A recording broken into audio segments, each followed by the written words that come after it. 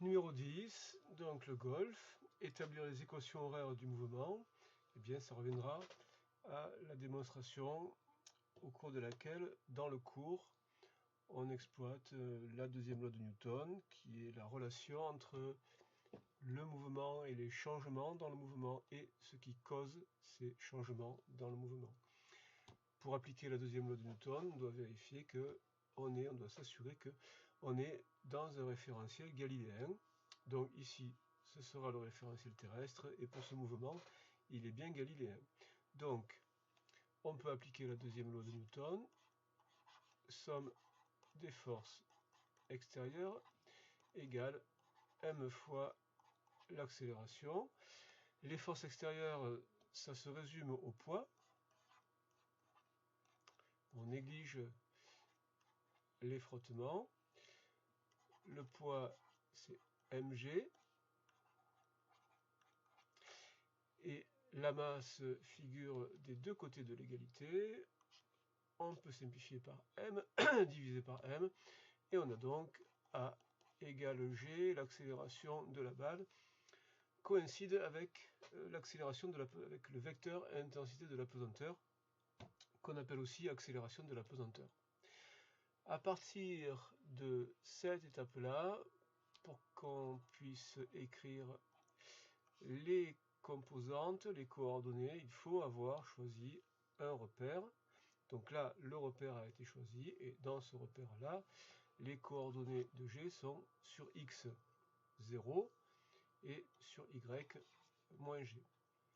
Pour la vitesse, la relation entre A et V, entre le vecteur accélération et le vecteur vitesse, est dv sur dt égale A. L'accélération est la dérivée du vecteur vitesse. Donc, il faut qu'on trouve des composantes telles que, si on les dérive, on obtient ceci. Donc, si la dérivée est 0, cette composante-là va être une constante, et ce sera la constante qui sera la vitesse initiale, le vecteur v0, la composante sur x de ce vecteur v0, et la composante sur x de ce vecteur v0, c'est v0 cos θ. v0 cos θ, ou cos alpha dans le cours. Sur y, une primitive de moins g, c'est moins gt, plus une constante, et donc cette constante, c'est ce que on obtient à t égale 0, c'est ce que la vitesse vaut, la composante vaut à t est égal à 0, et lorsque t est égal à 0, cette composante vaut v0, elle est ici, v0 sinus θ, v0 sinus θ. Voilà pour la vitesse. Pour le vecteur position, eh bien, la relation entre la vitesse et le vecteur position, c'est v égale d de m sur dt, la dérivée du vecteur position. Et donc, pour avoir le vecteur position, il faut qu'on écrive ici ce qui, lorsque on le dérive, ça, si on dérive ça, ça doit donner ceci, et donc v0 cos θ fois t, plus une constante, et cette constante, c'est ce que vaut x à t est égal à 0, et à t est égal à 0, x vaut 0.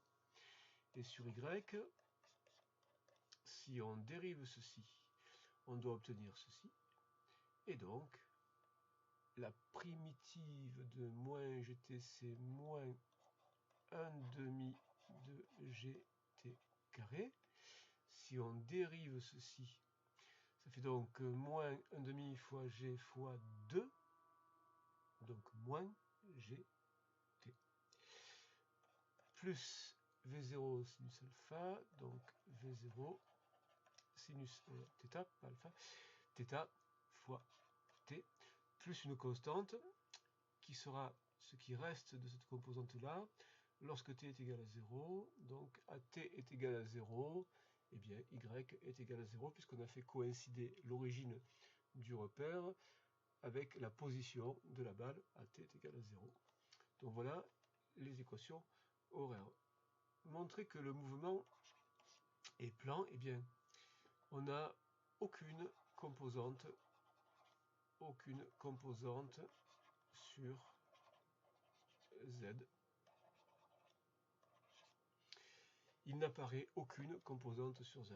Donc le mouvement est bien décrit par deux coordonnées, par un système de deux coordonnées. Et donc il est plan.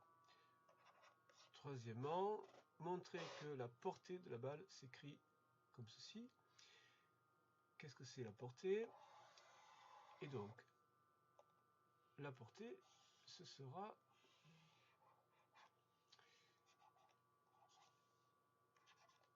la distance parcourue par la balle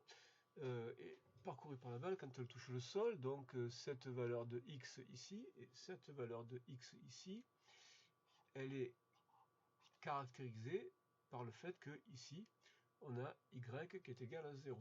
Alors, c'est pas le seul point où y est égal à 0, évidemment, y est égal à 0 ici aussi, mais on verra comment on fait la différence entre les deux solutions. Donc y de x est égal à 0, c'est le x tel que y de x est égal à 0. Et pour avoir ce x là, il faut qu'on ait donc l'expression de y en fonction de x et non pas en fonction de t. Donc il faut l'équation de la trajectoire.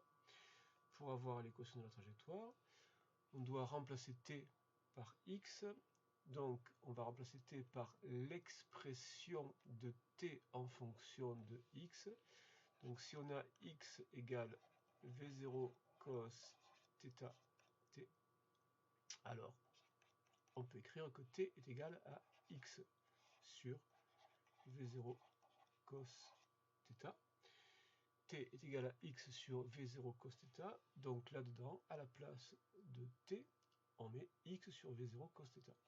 Donc ça fait moins 1 demi de g x sur v0 cos θ au carré, plus v0 sinus θ t, donc v0 fois sinus θ fois ceci, plus v0 sinus θ fois x sur v0 cos θ. On met ça en forme en isolant le x carré et tout le reste qui est donc un coefficient. Donc ça donne moins g sur 2. Là, il va y avoir v0 carré. Il y a cos θ carré. G sur 2 v0 carré cos carré θ, plus ici v0 disparaît, il ne restera que sinus sur cosinus et sinus sur cosinus. Ça donne tangente θ x. Donc, pour avoir la portée, il faut résoudre ceci égale 0. Donc, on met x en facteur, on peut mettre x en facteur, ça donne x facteur de moins g sur 2 v0 carré cos carré θ fois x plus tangente θ égale 0. Donc soit x est égal à 0 et ça correspond au point de départ et c'est pas intéressant, ou soit ceci est égal à 0. Donc il faut résoudre ceci est égal à 0. Donc moins g sur 2 v0 carré cos carré θ x plus tangente θ égale 0. On ajoute moins tangente θ. Donc ça fait moins g sur 2 v0 carré cos carré θ x égale moins tangente θ. On multiplie par moins 1, le moins disparaît. On divise par tout ça, c'est-à-dire qu'on divise par g, on multiplie par ceci, des deux côtés, et donc ça donne x égale, alors on multiplie par ceci, ça fait 2v0 carré cos carré θ fois tangente θ sur, et on divise par g. Et là, il est intéressant ici de remettre à la place de tangente, de remettre sinus sur cosinus. Donc de remplacer tangente par sinus divisé par cosinus. Et donc ça fait 2v0 carré cos carré θ sinus θ divisé par g cos θ. Donc voilà, on a remplacé θ, tangente par sinus sur cosinus. Et là on voit apparaître une simplification. Cosinus θ disparaît ici, le carré disparaît ici, et il reste bien 2v0 carré, ici, sinus et cosinus, et g au dénominateur.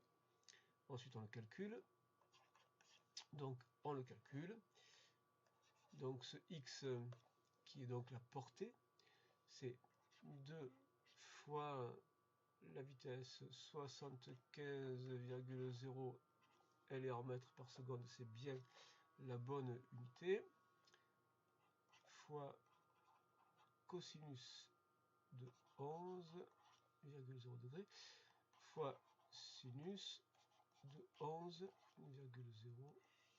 divisé par g qui est égal à 9,81, et ceci, ça donne à 3 chiffres 215 mètres, ce qui est bien inférieur aux 250, donc c'est bien cohérent avec la présentation globale plus générale de l'énoncé initial.